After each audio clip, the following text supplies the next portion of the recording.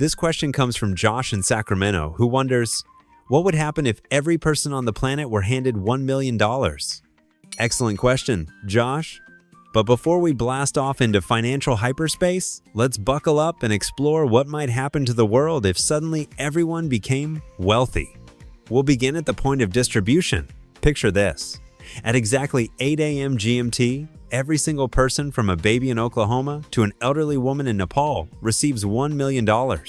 Some receive it on a debit card, others via PayPal, and Uncle Sam in Montana gets it in an envelope slid under his door because he still uses a rotary phone. What's the immediate reaction? Pure euphoria. Within 60 seconds, Twitter erupts with a flood of new hashtags. Number rich, number buy work, number hire dad. People begin purchasing everything in sight. Vehicles, homes, massive shark-filled aquariums. In New York, David, a 42-year-old accountant, hands in his resignation shouting, "Good luck with taxes, losers," and takes off for Vegas in a helicopter. Not because he knows how to fly, he just can now afford it. At the same time, the economy begins to emit a faint scent of smoke. Within a day, all food vanishes from grocery stores across Los Angeles. Not because the stock is gone, but because the entire staff quit. Jessica, the manager of Whole Foods, has opened a yoga retreat in Mexico. Warehouse workers are now antique furniture collectors. The vegetables are still there, but no one's stocking them.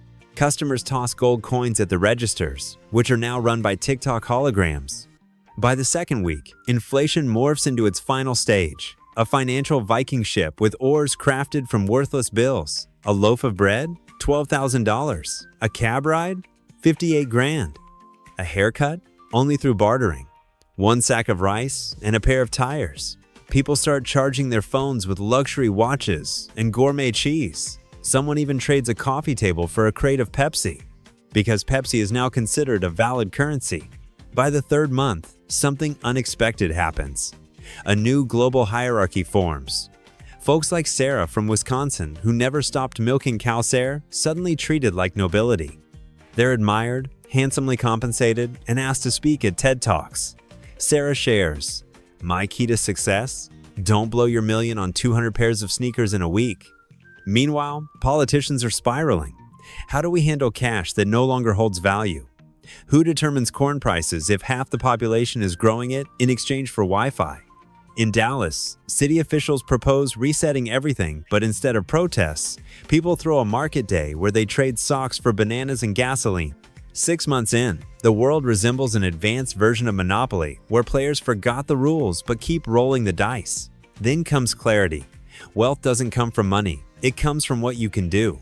People return to working. Peter in Texas now has an air conditioning appointment list that stretches to 2032.